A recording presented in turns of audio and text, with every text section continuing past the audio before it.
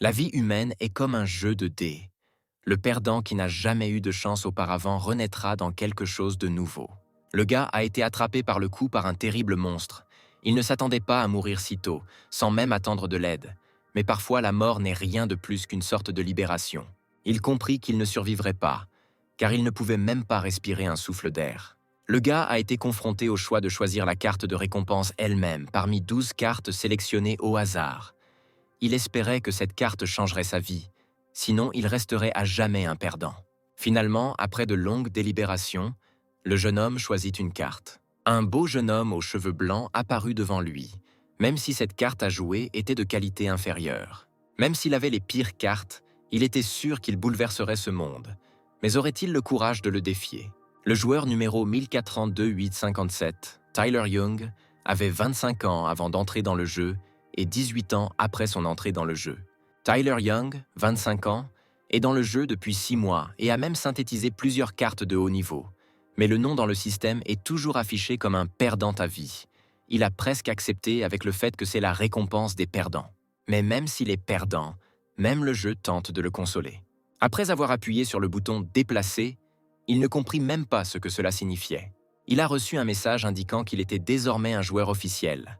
Son numéro unique était 1402-875 et maintenant il devait choisir une carte. Même si Tyler avait déjà ses cartes dans sa poche, il voulait calmement choisir une récompense. Sans hésitation, il a tapé sur la première carte qu'il a rencontrée, seulement pour que le jeu soit finalement derrière lui. Le gars regarda avec perplexité l'écran de son smartphone. Il avait la chance d'avoir une carte noire, mais pour lui, c'était un nouveau niveau d'humour. Soudain, un faisceau de lumière jaillit de l'écran, l'aveuglant.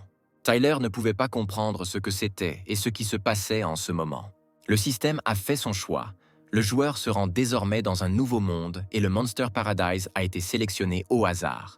Seul le téléphone, fissuré à cause d'une chute par terre, et le sac sont restés en place. Le gars n'avait aucun doute sur le fait qu'il avait déménagé dans un autre monde. Il pensait qu'il commencerait, sans l'ombre d'une peur, à couper tout le monde à gauche et à droite, puis à lécher de la pointe du couteau le sang des monstres dont les cadavres jonchaient sa route. Tyler avait un katana à la main, qu'il agitait au-dessus de lui sans l'ombre d'une peur. Même si le gars est joueur depuis une semaine maintenant, il n'a toujours pas réveillé le système, et en plus, chaque jour, il fait juste le ménage. Il était confronté à une tâche. La roue céleste de la vie s'était brisée. La lumière de la vie s'éloignait à une vitesse incroyable, 10 fois plus rapide que la vitesse humaine. La durée de vie restante était de 91 jours. Le corps qu'il a reçu dans le jeu s'est avéré être un grand succès, à la Knight Academy.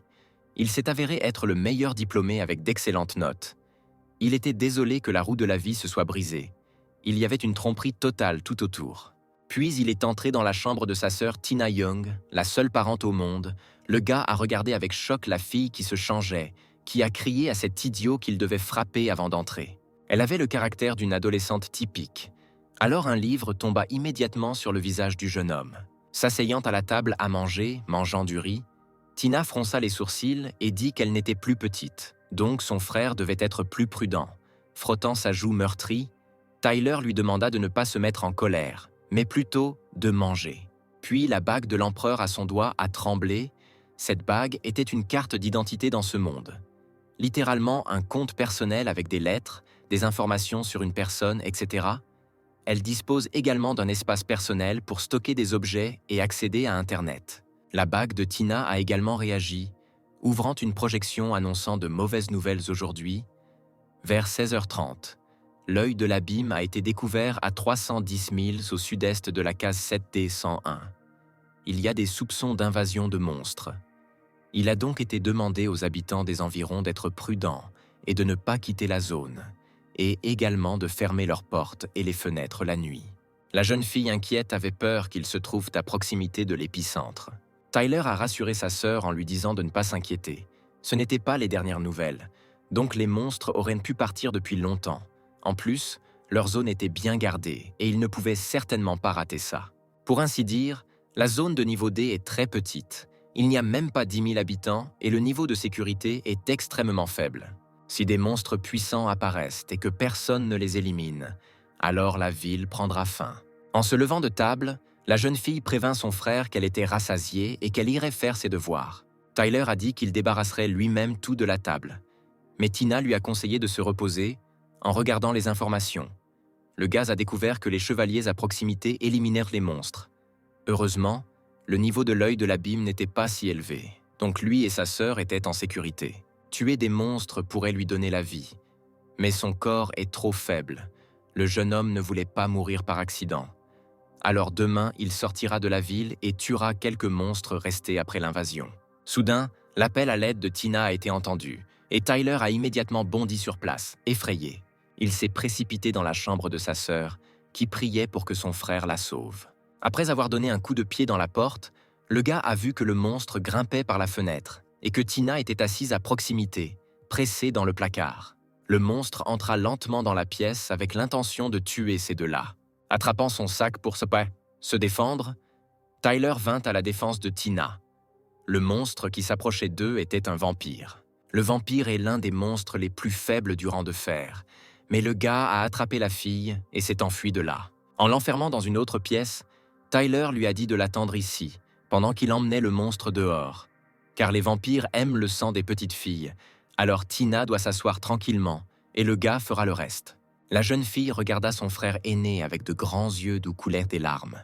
Tyler ne pouvait pas laisser un vampire s'en prendre à sa sœur, car il n'avait personne d'autre au monde. C'est à ce moment-là que le monstre s'est introduit dans la maison, détruisant tout sur son passage. Tyler a crié pour que le saignement l'achève s'il le pouvait. Le vampire le poursuivit immédiatement. Se tournant vers son poursuivant, le gars fut surpris de sa puissance. Tina était assise dans la pièce sans faire de bruit. Elle était très inquiète pour son frère. Tyler a attrapé l'arme et l'a pointée sur ce monstre. Le gars a immédiatement tiré plusieurs balles dans le corps du monstre. Mais les tirs n'ont causé aucun dommage au vampire. Tyler a été surpris de pouvoir se transformer. Les vampires ont une fonctionnalité spéciale qui leur permet de concentrer l'énergie sanguine autour de leur corps pour augmenter leur défense et leur force. Ce monstre n'est jamais du rang de fer, il est au moins de bronze. En le fuyant, le gars s'est rendu compte qu'il pouvait mourir de cette façon. Le jeune homme n'a eu d'autre choix que de sauter par la fenêtre. Le monstre a suivi le gars directement à travers la fenêtre. Tyler a dû le faire partir d'ici. Le vampire a immédiatement attaqué le personnage principal, c'était dangereux, mais le gars avait le sentiment que quelque chose n'allait pas. Bien qu'il se soit transformé, la force du vampire a diminué. Tout en repoussant les attaques du monstre, Tyler se rendit compte qu'il était grièvement blessé, alors il attaqua faiblement. Apparemment, ce vampire a échappé au chevalier après une bataille acharnée. Le gars devait attendre un peu son heure. Avec de telles blessures, son adversaire ne tiendrait pas longtemps. Le monstre était sur le point d'attraper Tyler avec sa patte griffue, mais le jeune homme a esquivé à temps. L'essentiel pour lui maintenant est de tenir plus longtemps. Pourtant, le vampire a réussi à frapper le gars et il a volé directement au sol. Allongé au sol, Tyler ne parvenait plus à gagner du temps. Pour lui, c'était la fin.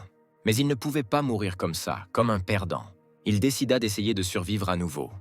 Ses balles commencèrent à percer le dôme protecteur du monstre. La défense du vampire craqua et les balles atteignirent sa poitrine. Avec un fracas, le vampire arachnide s'est écrasé au sol. Blessé, mais toujours en vie, prêt à riposter. Mais la régénération échoua, et le monstre reprit son apparence habituelle, tenant son épaule blessée. Maintenant, il est devenu une proie pour le jeune homme. En s'approchant du monstre, le gars s'apprêtait à porter le coup décisif. Avec un sourire victorieux, il tira la dernière balle et le vampire s'éteignit. Il était heureux que ce soit enfin fini et que le monstre soit mort. Puis il a reçu un message sur sa bague le félicitant pour la réussite du test. Tyler s'est occupé du vampire. Il reçoit donc une récompense. Il a vaincu un monstre de 2e niveau et reçoit une carte de niveau supérieur, et ATK peut choisir lui-même la récompense. Puis un petit chiot est apparu devant le jeune homme, qui a déclaré qu'en plus des cartes habituelles, il avait la possibilité de choisir d'autres cartes. Faisant la moue, le chien s'est détourné du gars, marmonnant qu'il était en fait son assistant et qu'il devait être traité avec respect. Se tournant vers Tyler et désignant les cartes, l'assistant a déclaré qu'en plus de l'or, le gars avait également une carte spéciale en récompense pour avoir tué le monstre. Le jeune homme a vu sa carte de données. Il n'avait ni force ni puissance de combat, en général un perdant complet, toujours cruel. Et la puissance de combat du monstre était de niveau 3 bronze. Selon l'évaluation du système, il était complètement faible. Tyler ne comprenait pas comment évaluer l'importance des cartes dans ce monde. L'assistant a répondu que les blanches sont courantes, les vertes sont rares, les bleues sont légendaires, le violet et l'orange sont divins, et le gars n'a que des perdants. Le personnage principal a l'idée qu'il peut piocher une carte lui-même. Car si vous avez sorti une carte monstre, quelle est la chance que vous puissiez en piocher une plus rare? L'assistant, avec ironie dans la voix, a demandé au chanceux depuis combien de temps il ne s'était pas regardé dans le miroir. En larmes, le gars a reconnu qu'il était un perdant avec la pire réputation. Sentant quelqu'un approcher, l'assistant en avertit Tyler. Des claquements de talons se firent entendre et une fille sortit vers eux. La blonde a demandé au gars s'il avait tué le monstre. La jeune fille s'est présentée comme Anna Daya et a dit qu'elle avait reçu un appel concernant un danger. Il disait qu'un vampire avait attaqué l'endroit. Tyler a reconnu que sa petite sœur Tina avait appelé parce qu'ils avaient été attaqués par un vampire. Il fut surpris qu'Anna, la célèbre chasseuse d'argent de l'association des chasseurs, soit une fille. La fille a décidé de demander un peu différemment si Tyler avait tué ce monstre. Le gars a répondu que c'était lui qui avait tué le monstre. Mais il avait en partie de la chance, car le vampire était déjà en train de pourrir. Anna ne comprenait pas comment il pourrait le tuer si le niveau de ce type n'atteignait même pas le fer, et sa roue de la vie était complètement brisée. Anna se rapprocha de Tyler, se demandant comment il avait tué le monstre, car elle n'arrivait toujours pas à croire qu'il était capable d'en finir avec juste de la chance. Puis le gars s'est souvenu de sa sœur qui était dans la maison. Il s'est immédiatement précipité vers elle, disant à Anya d'attendre un peu, car il devait s'assurer que sa sœur était en sécurité et qu'il pourrait ensuite continuer la conversation. Tina se tenait près du mur complètement détruit de la maison. La jeune fille était très contrariée car il devait payer cette maison pendant encore 32 ans. Un Tyler essoufflé, debout derrière sa sœur, l'appela brusquement. Tina s'est immédiatement précipitée dans ses bras en pleurant. Elle a marmonné qu'elle était morte de peur. Pensant que son frère était mort, le gars a essayé de calmer sa sœur qui pleurait du mieux qu'il pouvait. Anna avait de plus en plus de questions à poser à Tyler lorsqu'elle vit que le monstre avait détruit le sol de la maison. Se tournant vers Tina, la fille lui dit qu'il n'y avait pas de quoi s'inquiéter, mais que son frère en avait tué à lui seul un troisième vampire de rang bronze. Tina a déclaré fièrement que son frère était le meilleur diplômé de l'école des chasseurs, mais Tyler était plus intéressé à découvrir ce qu'Anna voulait vérifier. La sœur du gars a demandé à l'inconnu qui elle était et pourquoi elle était venue chez eux. Le chasseur a répondu qu'elle était une chasseuse d'argent et est venue à son secours après avoir reçu un appel concernant un danger. Tina ne pouvait pas croire qu'elle était capable de voir Anna en personne. La fille, à son tour, scrutait la maison. Tyler était intéressé de savoir quel équipement elle utilisait, car, apparemment, c'était un rang or. La jeune fille a répondu que cet équipement n'est pas destiné au combat. Il est donc d'une grande valeur. Il peut instantanément enregistrer la vue environnante, la sauvegarder et l'afficher au format 3D. Maintenant, elle l'utilise pour reconnaître les dégâts causés à sa maison. À cet égard, l'association des chasseurs versera une compensation appropriée. Tina a été choquée par la richesse de sa petite sœur, car un tel équipement doit être alimenté avec au moins un cristal de vie âgé d'au moins 1 an, tandis que Tyler pensait qu'un équipement ordinaire de rang fer a même besoin de plusieurs cristaux de vie. Donc le prix de l'or à côté, il y a le ciel et la terre. Fière d'elle, Anna a répondu qu'elle possédait beaucoup de ces cristaux de vie. Et depuis que Tina a appelé sa sœur, la fille lui a offert un cristal de vie de 3 ans, pour lequel elle a remercié Anna. Le gars s'est rendu compte que, apparemment, la chasseresse n'était pas si simple. Puisque le vampire est mort, il ne servait probablement à rien qu'Anya se penche sur cette question. Mais elle était toujours inquiète pour quelque chose. Tyler lui a immédiatement demandé de lui dire exactement ce qu'elle devait vérifier. La fille n'arrêtait pas de penser que combattre un vampire de rang bronze de 3e niveau serait difficile même pour elle. Et le gars avait également une roue de vie cassée. Et en plus, il n'était même pas un rang de fer. Anna croyait que Tyler avait un excellent équipement, de sorte que s'il le voulait, elle pourrait l'acheter à un prix élevé. Le gars a répondu que la fille avait déjà vu ce qui était arrivé à sa maison. Et aujourd'hui, il a vu pour la première fois un équipement de rang or, et il était entre les mains d'Anna. En tapotant l'épaule de Tyler, la chasseresse a dit que dans ce cas, elle avait sous-estimé le gars. Elle était désolée que sa roue de vie soit cassée.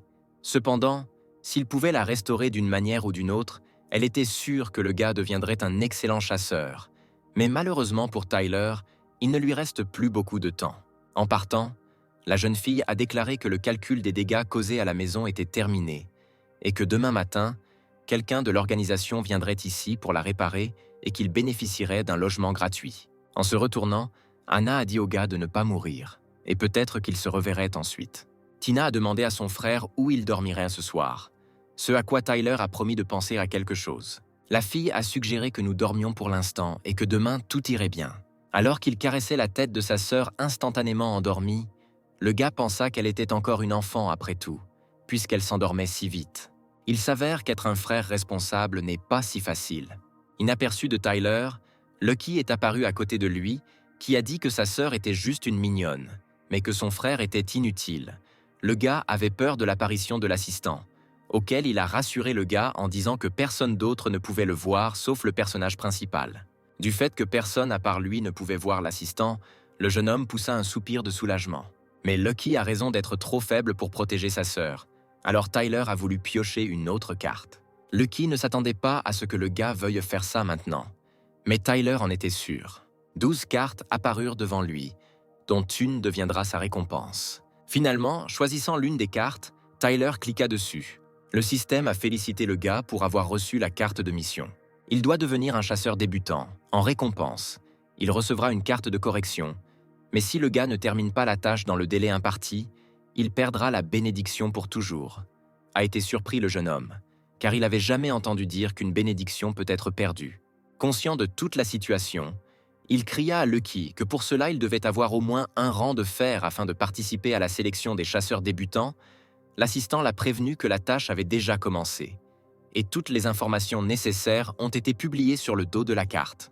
Pleurant de désespoir, le gars pensait qu'il resterait un échec pour le reste de sa vie. Mais dans tous les cas, quel que soit le but de la carte correctrice, il doit accomplir cette tâche, sinon la perte de la bénédiction sera la fin pour lui.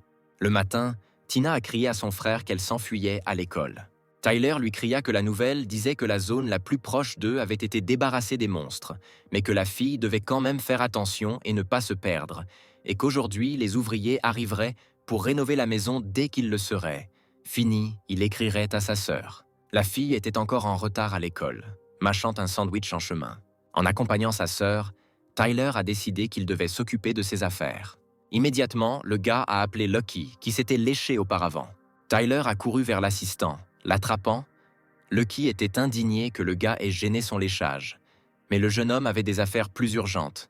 Il se demandait comment accomplir cette tâche sur la carte de mission. Le chiot a répondu avec ennui qu'avant de parler de participation, vous devez passer par l'enregistrement, ce que Tyler échouera très probablement, car l'exigence minimale pour la participation est le rang de fer. Alors le destin lui a fait une blague cruelle. En entendant cela, le gars a averti avec colère qu'ils auraient si probablement un ragoût de chien pour le déjeuner aujourd'hui. Lucky n'aimait pas beaucoup cette idée. Alors il a dit plus gentiment que le gars devait trouver un moyen de contourner l'enregistrement. Sinon, il le ferait simplement ne pas être autorisé à entrer. Il était évident pour Tyler qu'il était impossible d'atteindre le rang de fer en si peu de temps, mais il devait quand même participer à l'examen de chasseur novice. Mais depuis qu'il a reçu une carte de niveau supérieur, il peut se déguiser en dompteur pour participer au processus de sélection. Lucky a pensé que cette idée était une bonne idée car les dompteurs sont très rares à cette époque, donc ils sont très appréciés, donc cette idée c'est vraiment bien. Tyler a estimé qu'un vampire de 3e niveau de bronze devrait être plus que suffisant pour réussir l'examen de chasseur débutant. Mais sa faiblesse est trop évidente si quelqu'un utilise une arme enduite de poison, ce qui provoque la décomposition active du corps du vampire, alors il le fera être très désavantagé pendant la bataille. Lucky s'est rendu compte que le gars avait l'intention d'utiliser la carte de niveau supérieur. Le personnage principal s'est rendu compte qu'utiliser une carte de niveau supérieur sur un monstre de rang de fer était un gaspillage, mais terminer la quête était plus important maintenant. Mais il ne savait pas comment invoquer le monstre. Ce à quoi Lucky a répondu qu'il suffisait de présenter le monster invoquer la carte et elle apparaîtra, puis écrasez-la, et vous pourrez alors l'invoquer. Tyler a précisé si les autres voyèrent les cartes ou non. Lucky a répondu que seul le gars, le monstre lui-même et l'assistant peuvent voir les cartes, les autres ne peuvent pas les voir, ce qui signifie que Tyler n'a pas à s'inquiéter de la révélation de sa capacité. Il prit la carte vampire en main, sur le point de l'activer. Et puis, il l'a écrasée et un jeune homme brun est apparu derrière lui. Tyler était surpris qu'un vampire puisse paraître si incroyable. Lucky a déclaré que le personnage principal peut choisir l'une des compétences d'invocateur dès maintenant, s'il le souhaite. Tyler était prêt à utiliser la carte à l'instant. L'assistant a prévenu que la carte de niveau supérieur ne peut être utilisée qu'une seule fois. mais il n'est pas conseillé de l'utiliser sur un vampire. Mais comme le gars était prêt pour ça, Lucky n'avait d'autre choix que d'élever le niveau du vampire au niveau avancé. Mais il se sentait quand même désolé d'avoir utilisé cette carte sur un vampire. La transformation était si brillante que Tyler ferma les yeux. Une fois le processus terminé, un bel homme aux cheveux blancs apparut devant eux. Avec une telle touffe de cheveux argentés, Tyler était prêt à l'appeler Kaneki, car ce nom lui conviendrait parfaitement. Mais cela viole le droit d'auteur. Alors le gars a décidé de l'appeler Bai. Le personnage principal a transformé le beau mec en carte. Ce n'est que maintenant que Bai s'est avéré être le 3e niveau du rang de fer. Tyler a demandé à Lucky pourquoi le rang du vampire avait baissé. L'assistant a répondu que le vampire était à l'origine un rang bronze de 3e niveau. Mais en raison du fait que le gars est faible, la puissance de combat qu'il peut utiliser ne correspond qu'au 3e niveau du rang de fer. Mais il est rare de voir un maître abaisser le rang d'un monstre invoqué en raison de son inexpérience. Tyler a prévenu Lucky que s'il était si grossier, il ne se ferait jamais d'amis. L'assistant lui a répondu qu'il n'en avait pas besoin. Puis ils frappèrent bruyamment à la porte et demandèrent à l'ouvrir. En ouvrant la porte d'entrée, Tyler fut stupéfait de voir 2 voyous qui ressemblaient à des agents de recouvrement. Craignant l'apparence menaçante de ces personnes, le gars pensait qu'il s'agissait de membres de la mafia, d'assassins ou de vampires qui avaient décidé de se venger. Ayant appris le nom du garçon, le voyou est immédiatement devenu gentil et doux, disant qu'ils avaient reçu une commande de restauration et qu'ils étaient revenus réparer la maison. Tyler a immédiatement expiré de soulagement. Une autre personne a prévenu que si le gars a des souhaits, il peut les avertir et ils feront tout leur possible. Les réparations seront terminées dans 5 jours, date à laquelle un lieu de résidence temporaire a déjà été préparé pour eux. Prenant le laissez-passer des mains de l'agent, Tyler fut surpris qu'il séjourne dans un hôtel haut de gamme et célèbre. L'association offre d'énormes subventions aux personnes touchées par l'attaque du monstre. En s'approchant de l'hôtel, Tina a déclaré qu'il était situé à côté de son école et qu'en plus, elle avait toujours rêvé de visiter l'intérieur. Mais Tyler ne pouvait pas imaginer qu'il pourrait un jour visiter un endroit aussi luxueux. Les portiers ont chaleureusement accueilli les invités, les invitant à entrer. Le gars a d'abord invité sa sœur à manger, puis à se détendre dans leur chambre. En entrant, Tina a dit qu'elle n'avait plus faim. Tyler a prévenu sa sœur que la nourriture et le logement étaient fournis gratuitement. La jeune fille était furieuse que son frère ait commencé à manger sans elle. Tina a commencé à engloutir de la nourriture sur les 2 joues, même si elle n'avait pas faim il y a quelques minutes. Le gars était un peu inquiet que tout autour de lui soit devenu si calme. Et les gens ont l'air très effrayés par quelque chose. Et tout cela parce qu'un homme vraiment effrayant est entré dans le restaurant. Tina l'a pointé du doigt, mais Tyler lui a juré de ne pas le pointer du doigt ni même de le regarder. Le gars remarqua que l'homme les regardait tous les deux avec douleur. S'étirant, Tina annonça qu'elle était enfin rassasiée. Comme elle était rassasiée, Tyler lui a attrapé la main et l'a traînée dans leur chambre sans même essayer le dessert, ce qui a rendu la fille malheureuse. Mais l'aura autour de cet homme n'a pas donné la paix au personnage principal. S'il ne peut pas le vaincre, alors la meilleure chose, c'est se cacher rapidement. Le grand homme se leva après eux, sans même finir son repas. Tina a dit que leur chambre devait être en face. Elle était ravie du tapis moelleux, sur lequel on marche comme sur des nuages. Mais Tyler n'a pas fait attention à elle, ne se souciant que du museau qui les poursuivait. Même s'il perd, il doit protéger sa sœur de quelque manière que ce soit. Pendant que le gars réfléchissait à cela, ils sont arrivés dans la bonne pièce. Se tournant brusquement vers l'homme, Tyler lui demanda pourquoi il les suivait. Le voyou a répondu que sa chambre était en face de la leur. Le gars lui a présenté ses excuses penaudes. En entrant dans la pièce, Tina a commencé à l'examiner. Elle a été choquée par sa taille. En plus, il y avait 2 autres pièces. Tyler ne pouvait pas profiter pleinement de leur résidence temporaire, car il ne pouvait pas respirer de peur. En se laissant tomber sur le canapé, la jeune fille dit qu'il y avait trop de monde dans cet hôtel, et que même si c'était mauvais, il ne pouvait toujours rien leur faire. Le gars était d'accord avec sa sœur, mais apparemment il s'est comporté ainsi parce qu'il était fatigué. Alors il a averti la fille de prendre une douche, de faire ses devoirs et d'aller se coucher. Mais Tina n'était pas d'accord avec cet horaire. Ce n'est toujours pas donné l'opportunité de vivre dans un endroit aussi luxueux. Il était déjà midi passé lorsque la jeune fille s'endormit enfin, regardant dans la chambre de sa sœur. Le gars sourit et pensa qu'il s'était passé trop de choses au cours de ces 2 jours. Vous pouvez trouver de nombreuses informations sur Internet concernant leurs bienfaiteurs auprès des chasseurs d'élite. Tyler espérait pouvoir glaner quelque chose d'utile en les visionnant. En regardant la vidéo, Le gars s'est rendu compte qu'Anna est douée, comme prévu. Elle est très forte. Ce n'est pas pour rien qu'elle est qualifiée de génie parmi les chasseurs d'argent. Puis Tyler remarqua un bruit venant de la pièce voisine. Il est minuit et ce type a décidé de se promener. Tyler réalisa qu'il n'avait définitivement pas tort. C'était le voyou qui se dirigeait maintenant quelque part. Mais que va-t-il faire à ce moment-là? S'étant éloigné d'une distance décente, l'homme sortit son épée et commença à s'entraîner. En l'observant depuis la fenêtre, Tyler remarqua que ses compétences étaient très bonnes, ce qui est exactement ce qui lui manque en ce moment. Il existe 18 styles d'épée au total. Si le gars continue à regarder, il pourra certainement se souvenir de ses mouvements. Pourtant, séjourner dans cet hôtel en valait la peine. Tôt le matin, un oiseau a frappé à la fenêtre et a apporté un paquet. Ces oiseaux sont appelés oiseaux aux 1000 mots. Ce sont des monstres de bas rang capables de parler le langage humain. Et ils se spécialisent dans la livraison de divers objets, puisqu'ils ont un stockage dans le sous-espace. En regardant hors de la salle de bain, Tina se demanda ce que son frère avait commandé. Tyler a prévenu sa sœur qu'elle devait se dépêcher et s'habiller, sinon elle serait encore en retard à l'école. Tina ne s'est pas calmée.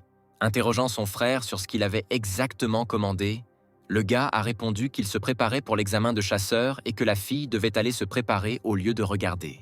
Cet équipement a coûté presque toutes les économies du gars, mais il espérait qu'il serait utile. L'ensemble comprenait des balles perforantes. Bien qu'il n'y en ait que 10, elles seront très utiles à l'avenir. Après avoir déballé tous les objets, Tyler décida de passer à l'essentiel.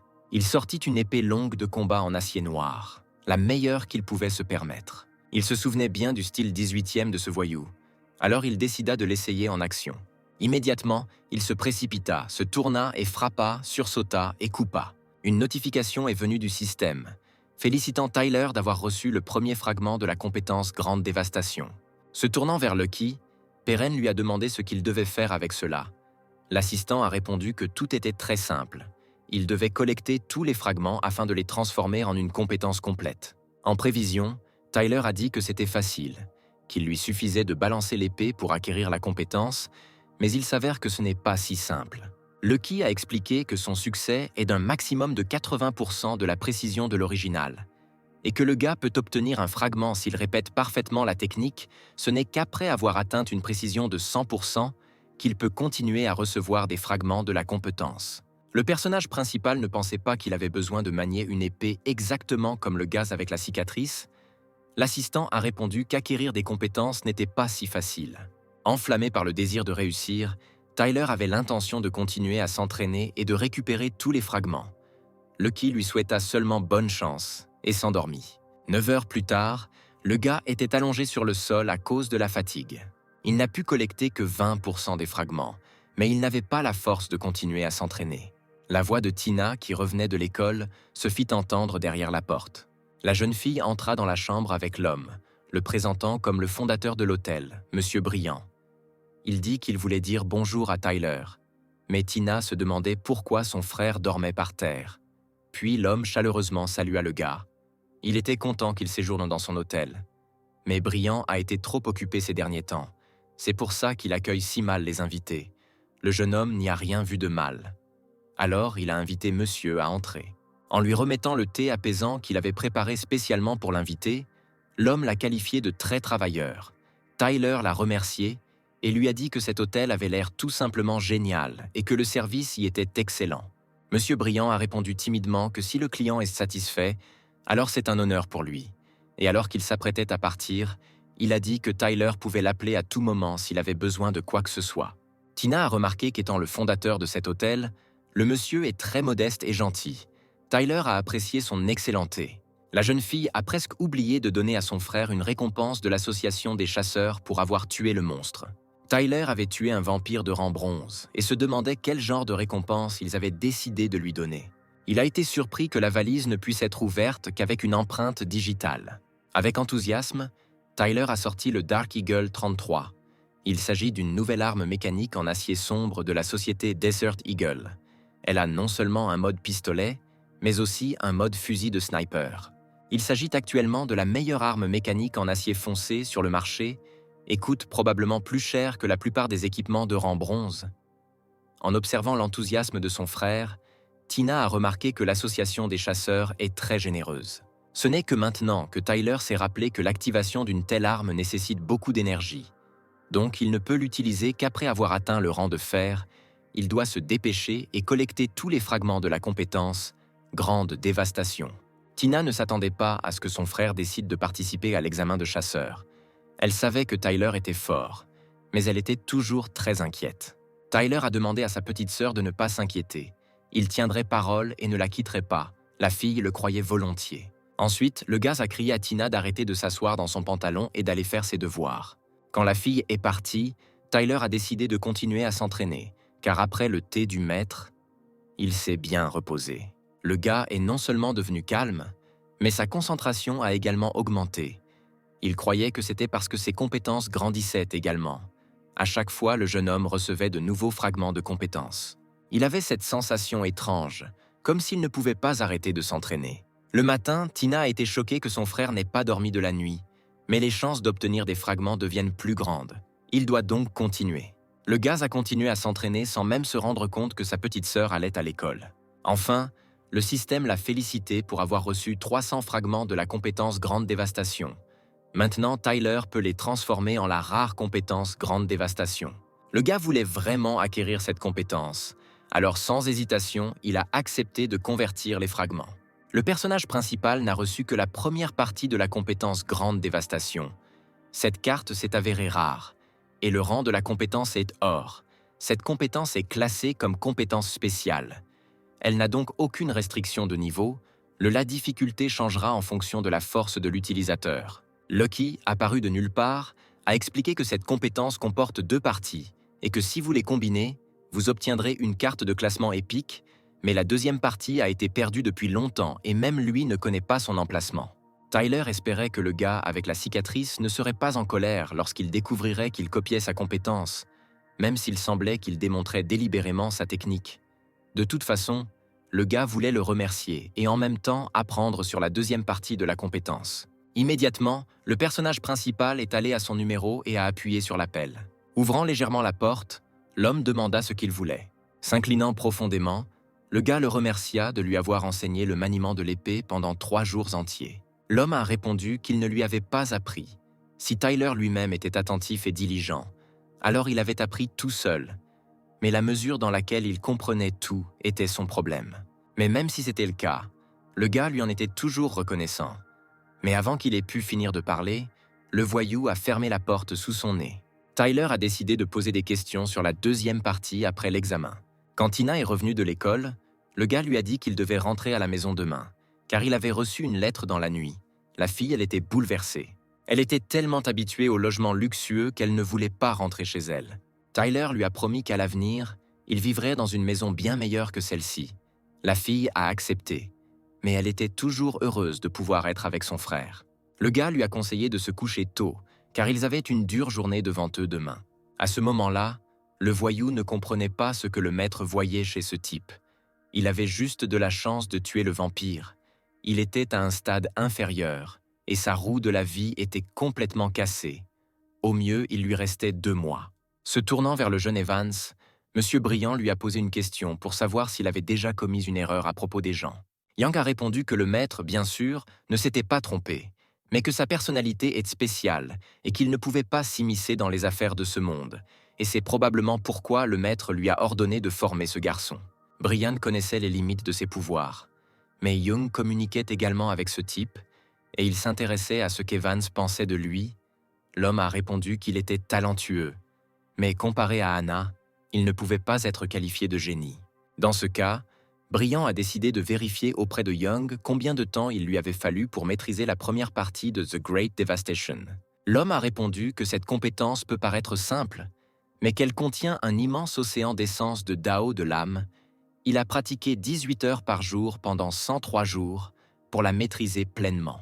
Briand a déclaré qu'il lui avait fallu 103 jours pour que le génie de la lame apprenne la première partie de la compétence, mais tant que ce type en avait besoin, Young a deviné que cela lui prendrait 2-3 ans.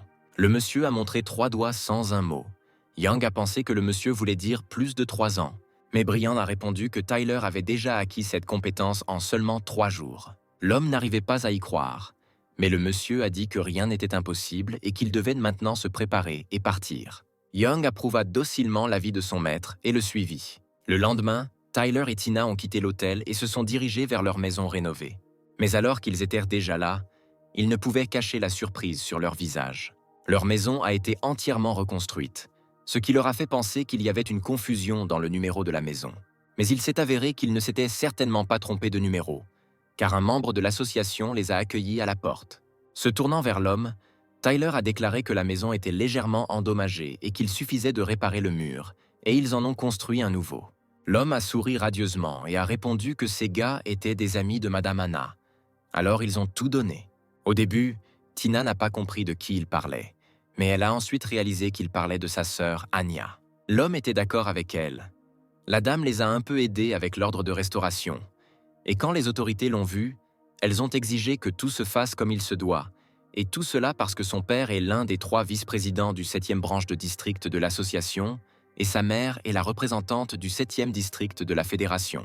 En partant, l'homme leur a souhaité une bonne journée et espérait qu'ils se reverraient. Mais Tyler n'a pas partagé sa joie car il ne voulait pas que les monstres détruisent à nouveau sa maison. Mais Tina a remarqué qu'ils ont décidé de plaire parce qu'ils pensaient que Tyler est l'ami d'Anna. En entrant dans la maison, Tina a commencé à examiner la maison avec enthousiasme, et le gars a décidé de se concentrer sur des choses plus importantes, puisque la maison avait été rénovée. Et tout cela parce que dans 3 jours commencera l'examen de chasseurs débutants. 3 jours plus tard, le gars volait déjà sur un griffon, un monstre de Baran spécialisé dans le transport de personnes entre les régions. Tyler a même trouvé le vol très excitant. En seulement 2 heures, il atteint la zone code 7C87. La vitesse des griffons mérite vraiment sa réputation. Les grandes villes sont si différentes. Il y a tellement de monde que Tyler ne savait pas où aller en premier. Avant de partir, le gars a remis toutes ses économies à Tina. Cela aurait dû lui suffire pendant son absence. Puis un gars l'a appelé avec l'intention d'aller à l'examen ensemble. Après avoir serré Tyler dans ses bras, le gars s'est présenté comme Kevin Joy. Il ne s'attendait pas à ce qu'il y ait un casse-cou qui déciderait de passer l'examen même sans atteindre le rang de fer. Le personnage principal s'est présenté en réponse, mais il se sentait toujours mal à l'aise de son bavardage excessif. Ayant atteint la branche de l'association des chasseurs, Kevin a déclaré que cette forteresse est considérée comme moyenne. Les gens ordinaires quittent les missions ici, et les chasseurs les récupèrent plus tard. S'ils suivent la foule maintenant, ils viendront certainement au bon endroit. Tyler a remarqué que son nouvel ami en savait beaucoup sur l'association, ce à quoi Kevin a répondu qu'il avait toujours rêvé d'être chasseur, alors il a étudié tout ce qui concernait ce métier. Avant de partir pour la citadelle, ils furent accueillis par une jolie fille qui leur dit que le briefing allait bientôt commencer. Elle devrait donc les emmener à l'intérieur. En entrant dans la salle, les gars ont été surpris qu'il y ait autant de monde ici et ils sont tous venus pour l'examen. Tyler a demandé à Kevin à quoi servait ce briefing et il a répondu qu'avant l'examen, les professionnels leur expliqueraient comment cela se déroulerait. Une jeune fille est immédiatement venue vers les candidats et a crié à tout le monde de couvrir sa trancheuse à pain. Elle s'est présentée comme Frida Kern et a dit qu'elle serait leur examinatrice.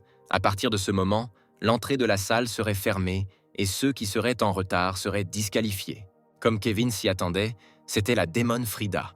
Pour commencer, la jeune fille a décidé d'énoncer les règles.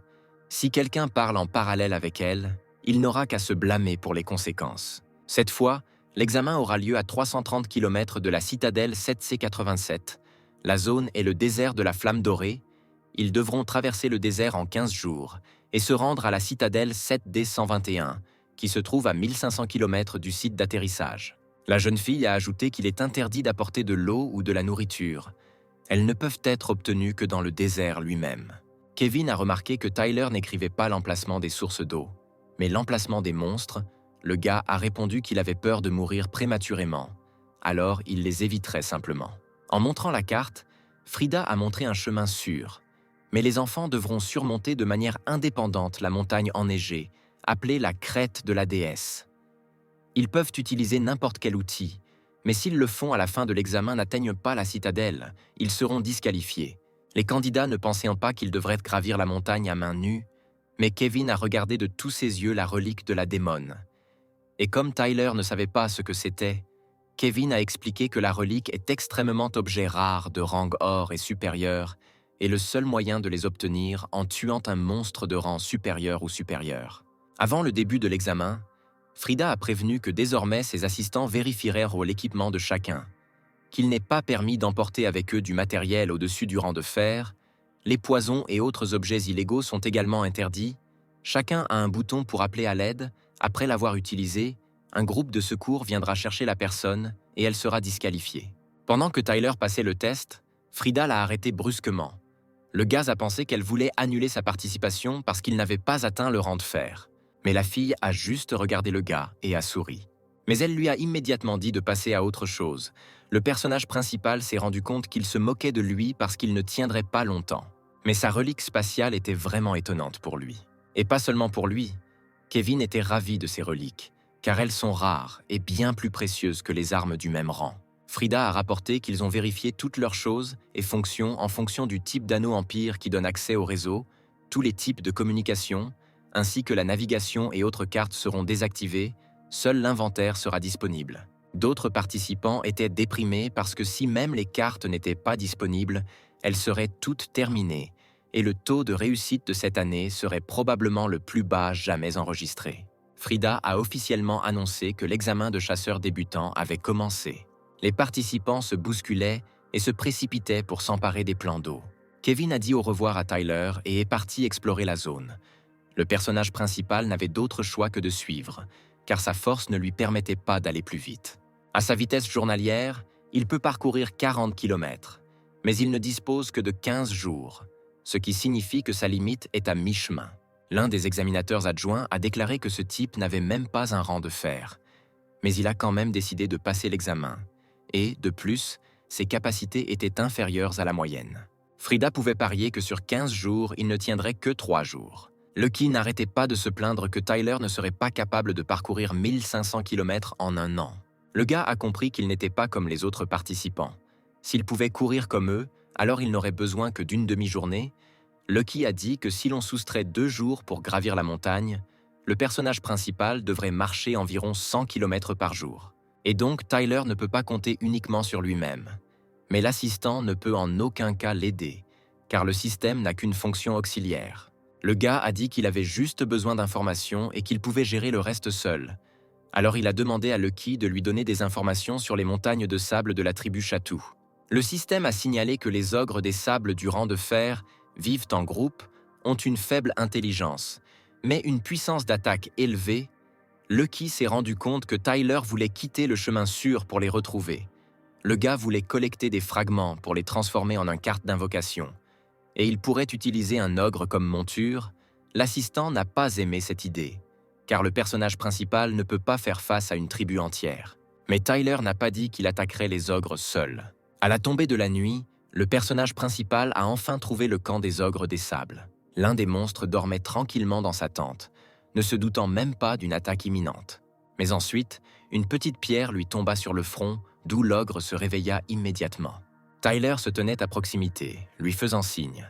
L'ogre, approchant, a immédiatement frappé avec sa massue, mais le gars a immédiatement esquivé, se couvrant le nez de la terrible puanteur. En fuyant le monstre, le personnage principal lui a crié que s'il veut se régaler d'un nouveau petit humain, il doit le suivre. Après avoir rattrapé le bonhomme, l'ogre s'apprêtait à lui porter un nouveau coup de massue. Mais avant qu'il puisse le faire, les 2 têtes furent coupées. Pendant tout ce temps, Bai, sur qui comptait Tyler, attendait le monstre. Le personnage principal pensait que Bai était super fort. Lucky a déclaré que pour un vampire du 3e rang de fer avec la capacité de combat d'un rang de cuivre, un monstre du 1er rang de fer serait court d'une dent. Puisque Bai est si fort, Tyler a suggéré de ne pas risquer sa vie en attirant les monstres un par un, mais de se précipiter et de tous les tuer. Ensuite, le personnage principal a reçu une notification système concernant la réception du prana.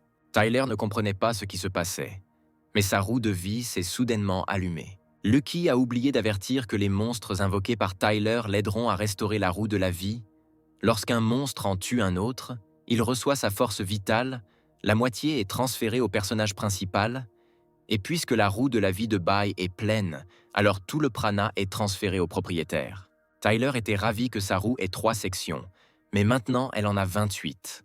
Non seulement il ne mourra pas lentement, mais il aura également une chance de passer au rang de fer. Son épée prête, le jeune homme appela Bai pour chasser les ogres. Les 2 ont immédiatement commencé à tuer les monstres un par un, Bai à main nue et Tyler avec l'aide de Great Devastation. À chaque ogre tué, le personnage principal recevait des notifications du système concernant la réception de fragments de cartes Ogre des Sables. Lucky a averti que pour accéder au rang de fer, 152 sections de la roue de la vie doivent être remplies de prana, les sections blanches sont déjà remplies, seules les grises restent. Si Tyler utilise une force vitale supplémentaire, il pourra activer les et remplissez-les également. Le gars pensait que pour activer une section grise, il aurait besoin d'autant de prana que nécessaire pour 10 ans de vie ou 9 sections blanches. Dans le passé, il n'y aurait pas pensé, mais maintenant, il avait une réelle chance. Tout en s'occupant des monstres, Tyler a crié à Bay de tous les tuer. Soudain, un rugissement fort et colérique se fit entendre de quelque part, ce qui attira immédiatement l'attention de tout le monde. Tyler ne savait pas que quelqu'un d'autre était encore en vie, mais Lucky a dit que le gars semblait avoir de gros problèmes. Les participants à l'examen, qui avaient installé leur camp à proximité, ont également entendu ce rugissement. Ils ont réalisé qu'il appartenait à un ogre des sables de la tribu Chatou, mais il a crié comme s'il était passé en mode berserker. Même s'il n'était que de rang cuivre, l'un des gars a supposé que les seuls qui oseraient les attaquer étaient des sabres géants, des loups à dents. Donc il y aura probablement un bain de sang aujourd'hui. Puis l'énorme patte de quelqu'un a jailli du sol. Tyler se figea sous le choc. Tout cela parce que la hauteur de ce monstre faisait au moins 10 mètres. Lucky lui souhaitait seulement bonne chance, puisque le gars lui-même avait suscité la colère de ce grand gars en tuant tant d'ogres. Ou plutôt, il a suscité la colère du chef de la tribu Chatou, classé cuivre. Bay et Tyler ont immédiatement commencé à attaquer l'ogre dans des directions différentes. Le personnage principal s'est rendu compte que la peau de ce monstre était trop épaisse. Il a aussi trop de santé et une mauvaise force. Si les choses continuent ainsi, le personnage principal mourra définitivement. Par conséquent, vous devez attaquer ses points faibles, c'est la seule façon pour lui de gagner. S'approchant du monstre par l'avant, Tyler ordonna à Bay de l'attaquer par derrière. Le gars a tiré des balles sur l'ogre, mais il les a repoussées d'une seule main. Bay manœuvra à côté du monstre avec une grande vitesse, le frappant tout en l'esquivant. Tyler a crié au vampire d'achever l'ogre. Mais ignorant Bay, l'ogre se précipita vers le type. Le personnage principal ne pensait pas que le monstre tenterait de l'attaquer. Mais l'ogre n'avait aucune chance, car il était lui-même tombé dans le piège du type. Lorsque le monstre approcha de sa distance maximale, Tyler lui tira plusieurs balles. Il s'agissait d'obus explosifs de qualité fer. Il touchait donc la cible instantanément. Lucky, qui est soudainement apparu de nulle part, s'est réjoui de joie. Le jeune homme était indigné que l'assistant s'était d'abord enfui avec sa queue entre les jambes. Et maintenant, il est devenu soudainement plus audacieux. Et Lucky a promis que puisqu'il ne pouvait pas l'aider, il essaierait de ne pas être un fardeau. Ensuite, Tyler a reçu une notification système concernant la réception d'une carte de monstre rare. Un ogre des sables X1. Puisque le gars a tué quelqu'un de rang supérieur à lui, sa carte de promotion sera annulée. Le personnage principal a été surpris que lui, un perdant, ait reçu une carte entière. Lucky était désolé que ce ne soit pas Bay qui ait tué le monstre, donc il aurait pu obtenir beaucoup de prana. En regardant la carte, Tyler n'était pas surpris que Bay ne puisse pas tuer cet ogre. Non seulement ils ont la même rareté, mais l'ogre a également une compétence passive sympa qui augmente les statistiques. La dernière fois que le gars a absorbé la compétence Art du sang de Bay, maintenant il veut choisir l'endurance géante. Lucky a considéré cela comme un bon choix, et sinon, comment Tyler pourrait-il fuir tout le monde comme le dernier lâche? Après l'extermination de la tribu Chatou, le personnage principal a reçu suffisamment de fragments de cartes, il a désormais 3 monstres à invoquer, et il a également reçu une nouvelle compétence, endurance d'un géant de premier rang. Avec un visage insatisfait, l'assistant a déclaré que peu importe le nombre de cartes que Tyler collectionne, plus d'un monstre ne pourra toujours pas être invoqué, et qu'en général, cela devrait être discuté lorsque le gars deviendra plus fort. Le jeune homme a félicité Bay pour son bon travail et l'a ensuite envoyé se reposer. Invoquant immédiatement l'ogre, Tyler fut ravi de son apparence énorme et forte, et l'appela donc Tyrant, bien que Lucky considérait ce nom comme de la merde. Maintenant, le gars avait un Tyrant Chatou de rang de fer 3 étoiles. Lucky savait que Tyler allait suivre son plan et utiliser l'ogre pour traverser le désert. Mais le jeune homme estimait qu'utiliser une carte rare pour rouler était un gaspillage.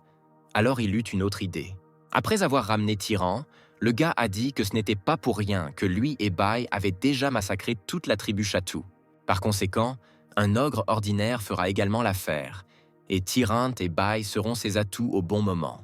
Comme Lucky s'y attendait, ce lâche propose à nouveau des plans rusés. L'assistant a averti que si le personnage principal a des cartes monstres du même type, alors une carte plus rare peut absorber celle qui est pire et améliorer une compétence aléatoire. Le gars a suggéré qu'il pourrait donner ce monstre au tyran pour qu'il le dévore et l'améliore, une des compétences à laquelle Lucky a donné une réponse positive. Mais Tyler ne voulait pas se précipiter. Il devait encore rattraper les autres, donc pour l'instant, il l'utiliserait pour se protéger et chasser. Et après avoir terminé l'examen, il le donnerait à manger au tyran. Lucky n'imaginait même pas qu'il réfléchirait jusque-là. Sans cet ogre, Tyler n'aurait certainement pas pu arriver aussi loin. Mais ensuite, le monstre s'est attrapé le pied dans une chaîne tendue bas du sol, et le gars s'est immédiatement envolé de l'ogre. Il s'est rendu compte qu'il avait été attaqué, mais il ne savait pas qui avait osé le faire. Puis une voix s'est fait entendre qui pensait que le gars n'avait pas peur de la mort, puisqu'il s'exprimait si grossièrement. Devant lui se tenaient 3 gars qui savaient qui était Tyler et qu'ils n'avaient même pas atteint le rang de fer, mais qui ont décidé de passer l'examen de chasseur. Ce n'est pas la première fois que le personnage principal voit ce type impudent, et il pensait déjà que c'était une sorte de monstre. La blonde était furieuse qu'on l'ait traité de monstre, mais ensuite le deuxième gars est entré dans le dialogue, qui s'est présenté comme Riley Wallace et son cousin comme Subaru Lewis.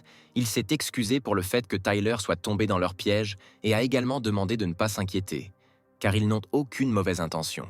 Cet enfant est un leader, et il parle magnifiquement avec ses dents, mais le personnage principal voit clair. Riley a dit avec un sourire que la difficulté de cet examen était sérieuse, et bien que le monstre de Tyler soit fort, lui-même est très faible. De plus, cet ogre ne pourra pas gravir la montagne. Alors il a invité le gars à s'unir et à atteindre la montagne ensemble. Et là, ils lui apporteront de l'aide. Le personnage principal les a remerciés pour l'invitation, mais il est plus habitué à être seul car il n'aime pas travailler en équipe. Riley lui a demandé d'y réfléchir attentivement, mais Tyler avait déjà vu son vrai visage. Perdant patience, Subaru a crié qu'il ne se souciait pas de lui, s'il n'avait pas besoin que le monstre se déplace rapidement. Alors personne ne ferait même attention au gars. D'ailleurs, Tyler, même s'il est un dompteur, ne le fera pas sans tirer en insultant la noble famille Wallace. Le jeune homme s'est rendu compte qu'il n'allait pas se retirer si facilement. Ces familles ont des chasseurs de rang or, donc la Fédération les reconnaît comme une famille noble. Il n'est donc pas surprenant que ce garçon soit si arrogant. Riley a dit qu'il ne le forçait pas, mais la façon dont Tyler les traitait était un peu ennuyeuse. Donc, il devrait lui donner une leçon. Subaru a crié que les monstres comme Tyler devaient se mettre en tête comment se comporter correctement. Immédiatement, tout le groupe attaqua l'ogre, mais il disparut subitement sous leur nez. Sans perdre de temps, ils décidèrent de tuer le dompteur en premier. Avec un sourire empoisonné, Tyler demanda s'ils étaient assez forts pour cela, et il le couvrit immédiatement de bail. Le vampire a immédiatement attaqué Subaru, le faisant revenir en arrière.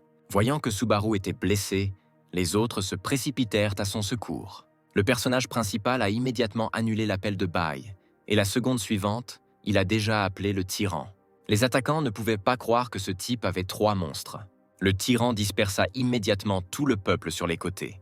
Subaru, bougeant d'une manière ou d'une autre, a traité Tyler de racaille et lui a crié qu'il n'osait pas faire ça. Riley ne pouvait pas comprendre qu'une personne qui n'avait pas atteint le rang de fer puisse invoquer 3 monstres. En regardant les gars avec intimidation, Tyler leur a rappelé qu'il voulait lui donner une leçon. Mais maintenant, tout à coup, il ne voulait plus. Retenant les coups du tyran avec un bouclier, Riley a invité le personnage principal à se calmer et à parler. Son bouclier était déjà plein de fissures, et pour endommager facilement une arme de rang fer, ce monstre devait avoir un rang cuivre. Tyler a empêché l'ogre d'attaquer davantage, lui disant d'écouter ce qu'ils avaient à dire. Riley s'est excusé auprès du gars pour une telle erreur, mais Subaru lui a crié qu'il ne sert à rien d'avoir peur de Tyler. S'il les tue, il sera suspendu de l'examen, il sera sur liste noire et il ne pourra jamais repasser l'examen, et tuer un membre d'une famille noble est un crime grave au sein de la Fédération. Se tournant vers son frère, Riley lui cria de fermer la bouche. En se rapprochant de Tyler, il a déclaré que la famille Wallace reconnaît les personnes fortes. Il est donc prêt à demander à tout le monde de lui présenter ses excuses, de compenser les pertes et de devenir un ami du personnage principal. Et aussi, il pourra prendre n'importe quel morceau d'équipement de son inventaire. Mais le jeune homme a répondu qu'il n'avait pas besoin de la compensation de Riley. Il a juste besoin de tous les articles de l'inventaire de Subaru pour couvrir le préjudice moral causé par son arrogance. Subaru a crié qu'un dompteur est inutile sans son monstre, alors Tyler doit arrêter de les mépriser. Protégeant le propriétaire, le tyran était prêt à attaquer ses adversaires à tout moment. En sortant son pistolet, le personnage principal a déclaré qu'il était lui-même capable de combattre Subaru. Une balle a immédiatement été tirée dans l'épaule du gars, mais elle est passée tangentiellement, ne touchant que les vêtements et la couche supérieure de la peau, mais toujours tremblante de peur. Subaru a demandé de l'aide à Riley, mais son frère se détourna seulement de lui. En s'approchant du gars allongé au sol, Tyler a dit qu'il lui donnerait 3 secondes, dire les derniers mots de cette vie. Allongé sous l'arme pointée sur lui, Subaru croyait toujours qu'il n'oserait pas le tuer, sinon il aurait de gros ennuis. Tyler a dit qu'il ne se souciait pas de perdre ses qualifications pour devenir chasseur. Bien qu'il n'ait même pas de rang de fer, il est capable d'invoquer des monstres très puissants. D'autant plus qu'il en possède 3. Même si Tyler ne devient pas un chasseur, n'importe quelle autre organisation l'embauchera. D'ailleurs, l'association ne le laissera pas partir si facilement. Même s'il tue non seulement Subaru, mais aussi le jeune monsieur, il aura quand même une chance de repartir sans que personne ne sache rien. Conscient du caractère déplorable de la situation, Subaru a commencé à demander grâce. Je ne réagis pas aux paroles du gars. Tyler était sur le point d'appuyer sur la gâchette. Ensuite, Riley a crié que le personnage principal peut demander ce qu'il veut, mais qu'il épargne son frère, et le jeune maître fera tout son possible pour lui plaire. À genoux, Subaru a dit qu'il avait 4 pièces d'équipement en fer. Il est prêt à tout donner, et les choses dans son inventaire, Tyler peut prendre ce qu'il veut. Le personnage principal voulait juste appuyer sur la gâchette. Mais cette fois, il estima que cela valait la peine de traiter le jeune homme avec respect. En fait, tuer Subaru entraînerait beaucoup de problèmes, mais ces nobles sont trop ennuyeux. Mais maintenant, la famille Wallace ne le touchera pas et sera même endettée.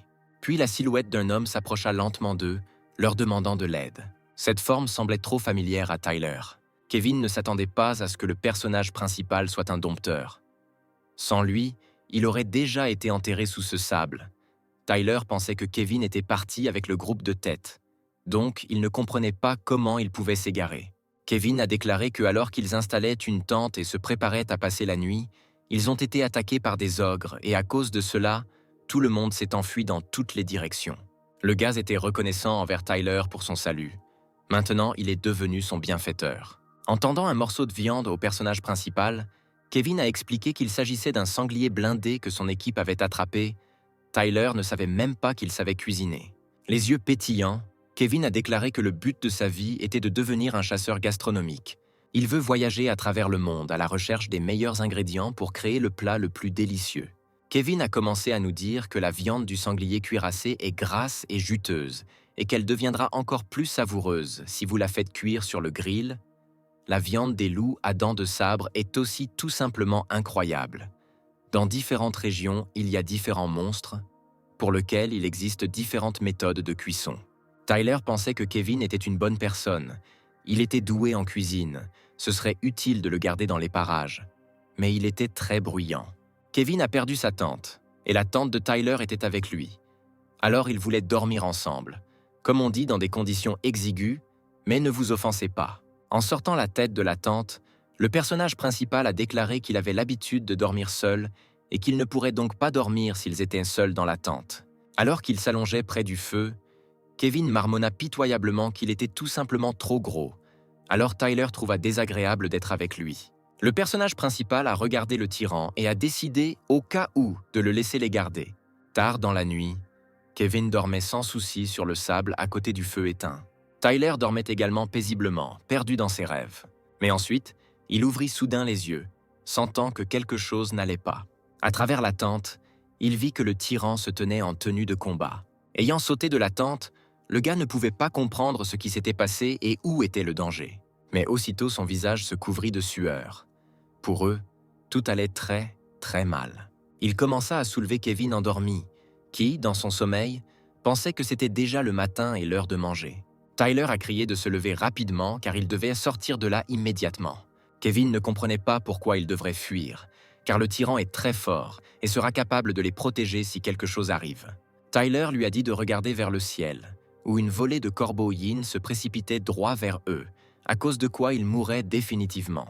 Montant sur le tyran, ils s'éloignèrent des corbeaux, Kevin criant à pleine voix qu'il était trop tôt pour qu'il meure. Tyler lui a crié d'arrêter de crier comme ça, il ne faisait qu'attirer l'attention. Les corbeaux yin appartiennent à la famille des fantômes et n'ont pas de corps physique. Ils peuvent traverser les objets, ce qui signifie qu'ils n'ont nulle part où se cacher. Le personnage principal a vu la nouvelle de la façon dont toute une escouade de chasseurs avait été tuée par eux. Les cadavres n'avaient subi aucun dommage, mais leurs âmes avaient été aspirées. Elles ressemblaient donc à des momies. Kevin a déclaré que même les chasseurs classés or préfèrent éviter les troupeaux de ces corbeaux. Puis Kevin tomba de l'ogre et s'envola au sol. Mais le tyran l'attrapa immédiatement avec la main, l'empêchant de tomber. Tyler pensait que tôt ou tard il serait rattrapé. La seule chance de survivre était de demander de l'aide en appuyant sur un bouton. Mais il serait alors disqualifié, et s'il ne réussissait pas l'examen, il perdrait son système, ce qui signifie qu'il perdrait tout. Donc il ne pourrait pas abandonner si facilement, même s'il mourait. Mais existe-t-il des moyens de survivre à une attaque de corbeau yin? Pas même un jour ne s'était écoulé avant que beaucoup abandonnent immédiatement. Frida croyait que les étudiants d'aujourd'hui sont si faibles que si aucun talent n'émerge parmi eux, alors tout le monde se moquera d'elle. Ensuite, elle a reçu une alerte système. La jeune fille était ennuyée de ne pas avoir le droit de se reposer même la nuit. Elle fut surprise par la rapidité avec laquelle il se déplaçait. Même un grade de cuivre ne serait pas capable de se déplacer aussi vite dans le désert. En se téléportant dans le désert, Frida crut que cet idiot avait été mangé par l'un des monstres, et le signal venait de là. Mais ensuite, un ogre s'est approché de la jeune fille, de l'épaule de laquelle Tyler a crié à l'examinatrice de les faire sortir de là. Tyler fondit sur la fille et la repoussa vers le portail. Le gars a complètement oublié le tyran, qui ne pouvait pas passer par la petite porte. Il a donc immédiatement rappelé le monstre. Frida a demandé au gars qui était assis sur elle de la quitter. Plus tard, Tyler a expliqué toute la situation, qu'ils étaient allés poursuivis par un troupeau de corbeaux yin pendant une demi-heure. Sans cela, ils n'auraient pas envoyé la demande. Frida a dit qu'une telle vitesse était anormale pour un ogre 3 étoiles. Alors elle a demandé au gars s'il avait muté. Tyler pensait que Tyrant était un monstre naturellement muté lorsqu'il a reçu sa carte. C'était déjà rare, puisque l'examinateur avait tout compris. Alors ça ne servait à rien de le cacher. Frida a dit qu'elle informerait les autorités de l'existence des corbeaux afin qu'elles aient fini de s'en occuper le matin. Maintenant, Tyler ne peut qu'espérer qu'il ne sera pas disqualifié et qu'il pourra terminer la mission le plus rapidement possible. Après tout, les corbeaux yin sont une raison sérieuse.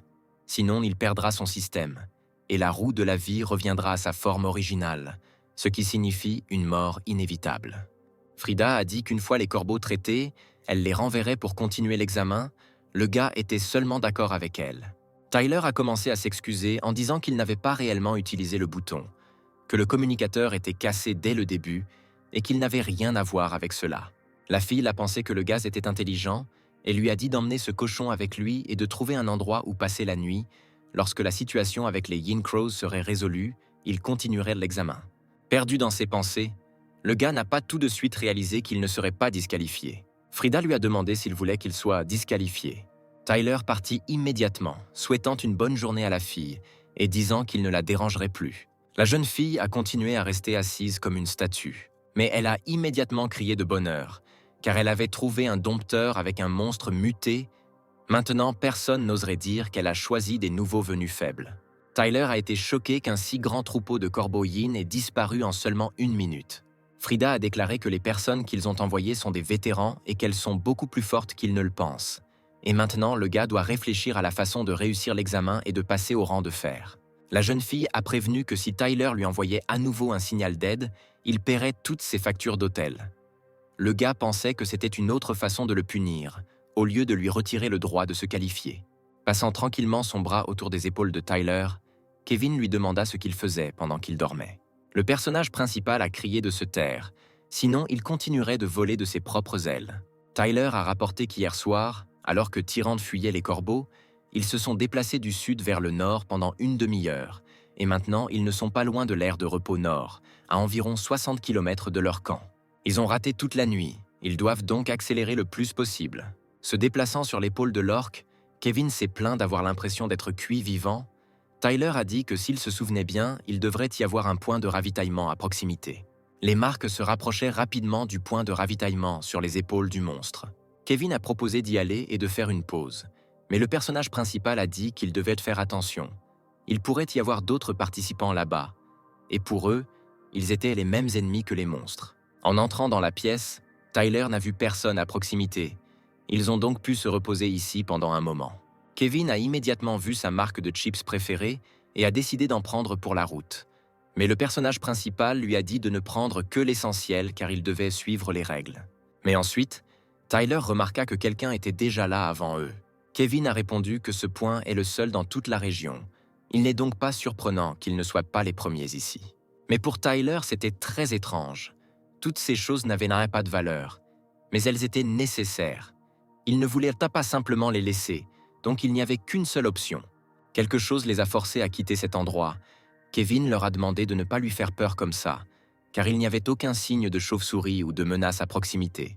Le tyran se mit à grogner brusquement, avertissant d'un danger imminent. En se retournant, Tyler a crié qu'il devait sortir de là rapidement. Assis sur l'ogre, les gars ont vu un monstre les rattraper rapidement sous terre. Comme le pensait Tyler, il y avait toujours un danger et maintenant il les poursuit. Le gars a crié à Tyrande de faire attention, car cette chose était très rapide. Org s'est retourné brusquement, de sorte que les gars ont failli tomber de lui. Et de toutes ses forces, il frappa le sol avec son poing, d'où apparut un énorme ver. Les gars étaient figés sous le choc, car la fin allait bientôt arriver. Parce que c'est un ver de l'enfer. Un monstre démoniaque que même le tyran ne peut pas gérer. Mais il est étrange qu'il soit sur un chemin sûr. Tyler a immédiatement tiré sur le monstre, mais il s'en fichait. Le gars a dit que ce monstre était trop rapide, donc il ne pouvait pas s'échapper. Kevin a seulement pleuré qu'ils allaient être mangés, et il était encore trop jeune. Ici, le personnage principal a demandé au tyran d'arrêter de bouger. Kevin a crié que s'il ne bougeait une fois pas, il se ferait le manger plus vite, mais Tyler l'a fait taire et n'a pas bougé non plus. Il a supposé que puisque ce monstre n'avait ni yeux ni oreilles, il traquait ses cibles à l'aide de vibrations. Kevin ne pouvait pas l'aider car il n'avait même pas lu le livre des monstres. Tyler s'est avéré avoir raison. S'il ne bouge pas, le ver les perdra. Mais si les choses continuent ainsi, ils ne pourront pas réussir l'examen. Kevin, à son avis, a eu une excellente idée. Sortant un morceau de viande, il le lança pour distraire le monstre. Mais Tyler l'a averti de ne pas bouger. Lorsque Kevin bougeait, le ver le remarqua immédiatement. Incapable de garder son équilibre, le gars est tombé du tyran et s'est envolé. La blonde, allongée sur le sable et regardant le monstre qui s'approchait de lui, demanda de l'aide. Inquiet pour son ami, Tyler a donné un signal à Tyrante. L'ogre a immédiatement attaqué le ver de l'enfer pour que Kevin puisse se lever et s'enfuir d'ici. Assis sur son épaule, Tyler se penchait pour que le monstre fasse attention à lui. Kevin a prié pour que son ami survive, sinon il ne pourrait pas tout lui rembourser. Fuyant le ver, Tyler a crié au tyran de courir dans la même direction et il a été rejeté. Sur ordre, l'ogre projeta son maître dans l'autre sens. Tyler commença à regarder le tyran fuir le ver. Le gars lui a présenté ses excuses pour en avoir laissé un. Il devra utiliser l'organisation comme appât pour le ver. Le monstre commença rapidement à s'enrouler autour du corps du tyran, lui causant de la douleur. Mais Tyler, en tant que dompteur, n'abandonnera jamais son monstre aussi facilement. Le tyran, sain et sauf, se retrouva derrière son maître. Maintenant qu'ils avaient trompé le ver, ils devaient aller chercher le petit pain. Tyler a appelé Kevin, mais il n'a pas répondu. N'ayant toujours pas trouvé le Colobok, le personnage principal a décidé de repartir, espérant le rencontrer près de la montagne. Sur leur route vers l'est, ils durent faire face à de nombreux dangers. Le chemin sûr de l'association s'est avéré moins sûr. Puis Tyler réalisa que c'était trop bizarre. Mais finalement, ils atteignirent la crête de la déesse. Le gars a dit à Bay que la taille du Tyrant n'était pas adaptée à l'alpinisme. Par conséquent, seuls eux deux graviront la montagne. Tyler s'est relié à Bay avec une corde épaisse, alors le vampire a grimpé en premier, entraînant son propriétaire avec lui. Sans l'endurance du géant, il n'aurait certainement pas survécu à ce voyage. Puis Bay a trébuché accidentellement et Tyler s'est envolé. Remarquant ce qui se passait à temps, Bay attrapa la corde avec sa main. Ainsi, Tyler a été sauvé et il pensait déjà qu'il avait fini. Pour éviter que cela ne se reproduise, le vampire a mis le personnage principal sur le dos, ce qui a fait rougir le gars. Il a demandé à Bay de le laisser partir car il pouvait grimper tout seul. En plus, il a toujours une fierté masculine. Il était déjà trop tard, alors Tyler suggéra à Bay de s'arrêter ici. Il leur restait encore un peu de viande, préparée en petits pains, pour laquelle le gars était toujours inquiet. Tyler ne voulait pas que Kevin meure, car il voulait vraiment essayer sa cuisine. Se tournant vers Bai, le gars lui demanda pourquoi il ne mangeait pas, mais le vampire se précipita soudainement. Il revint immédiatement, tenant un petit animal à fourrure dans ses mains. Tyler l'a reconnu comme une bête des neiges. Il a entendu dire que ce sont des créatures très mignonnes et inoffensives. Elles sont rares, leur prix est donc égal à celui de l'équipement en cuivre. Se tournant vers l'animal, le type a suggéré qu'il venait de loin parce qu'il avait faim ou parce qu'il sentait la viande. Prenant pitié de la bête des neiges, Tyler lui donna un avant-goût de viande. Le gars a dit à Bai de ne pas s'inquiéter, car cet animal est inoffensif. Il comprend maintenant pourquoi toutes les filles en sont ravies. Mais bien sûr, cette boule moelleuse mange beaucoup, et quand Tyler n'avait plus de nourriture, il renvoya la créature chez lui. Mais ensuite, le type duveteux a tiré la jambe du pantalon du gars. Bai se préparait déjà à attaquer. Mais le personnage principal l'a arrêté en disant qu'il semblait que l'animal voulait l'emmener quelque part. La bête des neiges hocha vigoureusement la tête, d'accord avec le gars. De toute façon, ils n'avaient rien à faire. Alors ils suivirent tous les deux l'animal. Fluffy a soudainement sauté sur la glace. Tyler lui a crié de faire attention, sinon il pourrait se blesser. Mais au lieu de heurter la glace, l'animal l'a traversé. Tyler a été très surpris que l'animal ait traversé la glace. Après avoir touché quelque chose, le gars a suggéré que cela ressemblait à un mur de glace, mais c'était une illusion et il y avait quelque chose de l'autre côté. Le personnage principal a invité Bai à entrer et voir ce qu'il y avait à l'intérieur. Après avoir traversé l'illusion, Tyler avait l'impression d'avoir plongé dans une piscine froide. Avant que le gars puisse entrer, il a été aveuglé par une lumière vive. En ouvrant les yeux, il découvrit qu'il se trouvait dans un endroit qui lui était inconnu. Lorsqu'il voulut se tourner vers Bai, il vit qu'il n'était pas à proximité. La voix de quelqu'un a été entendue disant qu'il ne pourrait pas passer, que seules les personnes autorisées pourraient entrer, car il n'y avait pas de place pour les monstres ici. En voyant l'animal, Tyler a demandé s'il avait dit cela, ce à quoi le peluche a répondu positivement. Le gars a trouvé étrange que sa voix ne corresponde pas à son apparence. Après ces mots, l'animal commença à se transformer en quelque chose d'énorme. Il a permis à Tyler de voir sa vraie forme. Le gars a immédiatement réalisé que Yeti se tenait devant lui. Les Yetis sont des monstres à attributs de glace. Ils sont encore plus forts que les monstres de niveau supérieur. S'il le souhaite, il peut facilement tuer le personnage principal. Remarquant que le gars avait peur de lui, il s'empressa de le calmer en lui disant qu'il n'allait pas lui faire de mal. Yeti a amené un homme ici pour demander de l'aide. Tyler ne s'attendait pas à ce qu'un monstre aussi puissant lui demande de l'aide. Mais il a immédiatement demandé quelle aide on lui demandait. Après avoir assis le gars sur sa patte, Yeti l'a invité à l'accompagner.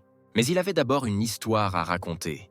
Alors il a dit à Tyler d'écouter attentivement. Le gars a répondu qu'il n'avait pas d'autre choix. Il y a longtemps, quand le monstre était encore un enfant, il avait une propriétaire. Elle était la créature la plus gentille du monde entier. Et tous ses souvenirs de cette époque sont liés à elle. Tyler ne pouvait pas imaginer qu'il puisse avoir un propriétaire. Le monstre a répondu qu'elle n'était pas humaine, mais il ne s'en est rendu compte qu'après avoir commencé à évoluer. Elle aimait les gens, aimait interagir avec eux et cachait souvent son identité pour les rejoindre.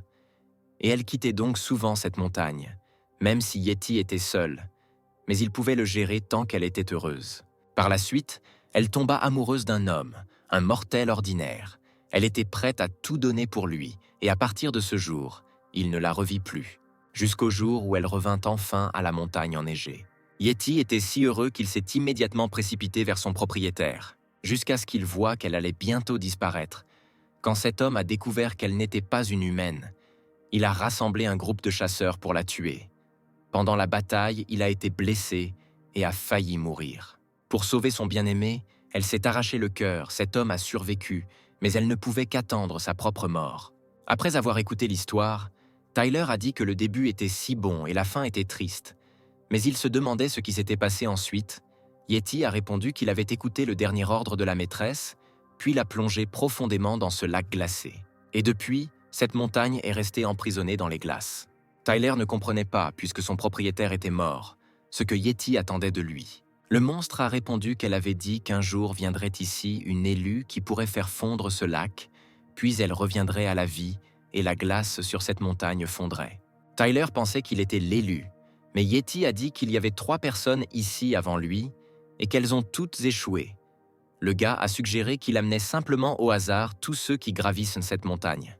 Mais le monstre a dit qu'il choisissait uniquement les personnes de bon cœur.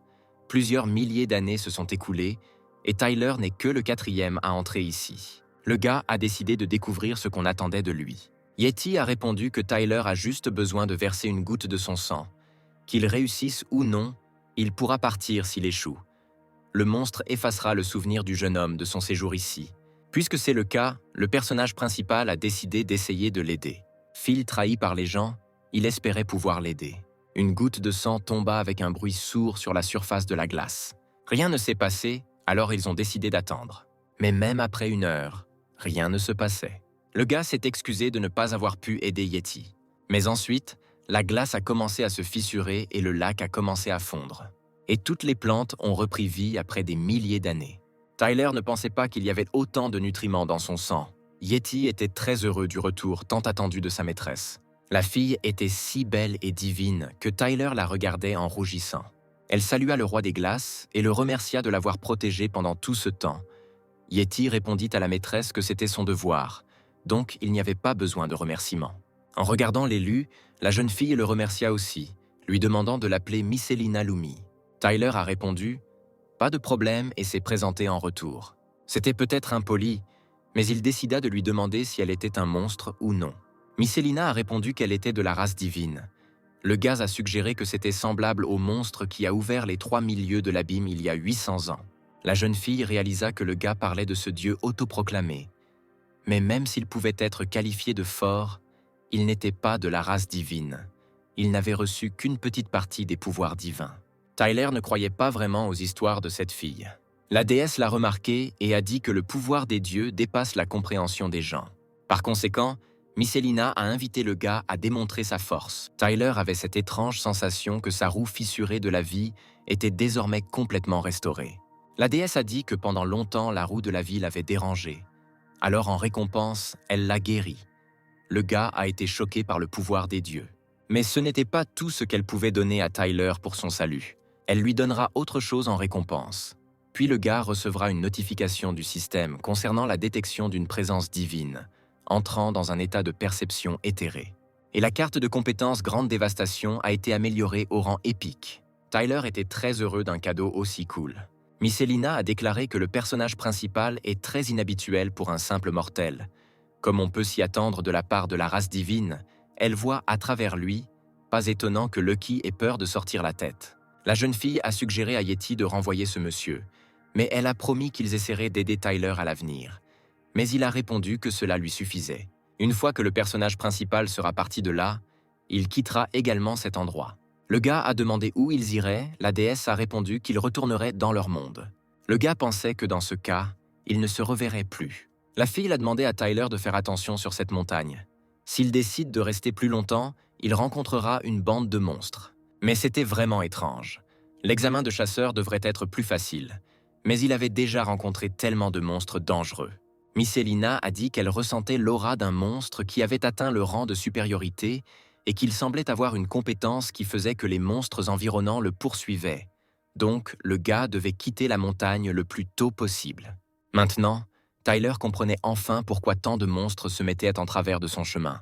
La fille espérait qu'il se reverrait, et le gars lui a demandé de prendre soin d'elle. La barrière était toujours aussi froide, et d'ailleurs, c'était déjà le matin. En voyant Bay, Tyler s'est excusé auprès de lui d'avoir attendu là toute la nuit. Il a dit que quelque chose lui était arrivé de l'autre côté. Mais cela n'a pas d'importance, car ils doivent avancer. Il est plein de force et prêt à continuer le voyage. Après que sa roue de vie ait été restaurée, le gars est devenu plus fort et il se demandait à quel point il deviendrait fort après être passé au rang de fer. Finalement, les gars ont atteint le sommet de la montagne et sont juste à temps pour la fin de l'examen. Puis un bruit étrange se fit entendre, ce qui les rendit tendus. Mais un troupeau d'oies est sorti de derrière la colline, et Tyler a été surpris qu'elles vivent ici. Voyant l'attention de Bai, le personnage principal a dit qu'ils peuvent avoir l'air menaçants, mais qu'ils sont si savoureux que vous pouvez en attraper quelques-uns. Puis Tyler remarqua que quelque chose n'allait pas chez eux. Il avait raison. En 1 seconde, il n'y avait pas d'oies devant eux, mais de vrais monstres. Mais ils étaient trop gros. Alors Tyler a crié à Bai qu'il devait s'enfuir d'ici. Le vampire a tiré le propriétaire par la corde et le personnage principal a tiré sur les monstres. Mais ils étaient trop nombreux, et ils ont donc dû se cacher quelque part. Bai repéra une grotte dans laquelle il entraîna rapidement Tyler. Il ne leur restait plus qu'à attendre ici, jusqu'à leur départ. Puis le gars a remarqué que quelque chose d'étrange arrivait aux monstres. Ils s'enfuirent, effrayés par l'énorme oiseau bleu. Avec peur, Tyler a déclaré qu'il s'agissait d'un corbeau noir et qu'il était au sommet de sa transition vers le rang cuivre. Mais son apparence était à son avantage, car au moins ses oies tomberaient et pourraient repartir. Le corbeau atterrit juste en face de la grotte, regardant les gars d'un air meurtrier. Tyler réalisa que les choses allaient vraiment mal pour eux. Mais il ne comprenait pas pourquoi cet oiseau les attaquait, car il ne lui faisait rien. Bay était sur le point de se lancer dans la bataille, mais Tyler le quitta, disant qu'il n'était pas à la hauteur du rang de cuivre. Le gars a presque réussi cet examen, alors il a demandé à Bay de ne pas interférer avec lui. Il a tiré une balle directement dans la poitrine du corbeau, mais celle-ci a rebondi sans toucher l'oiseau. Le gars a été choqué que la balle n'ait pas laissé d'égratignures sur le corps du corbeau. Serait-ce vraiment la fin pour lui cette fois-ci? Le corbeau a continué à percer de toutes ses forces dans la grotte.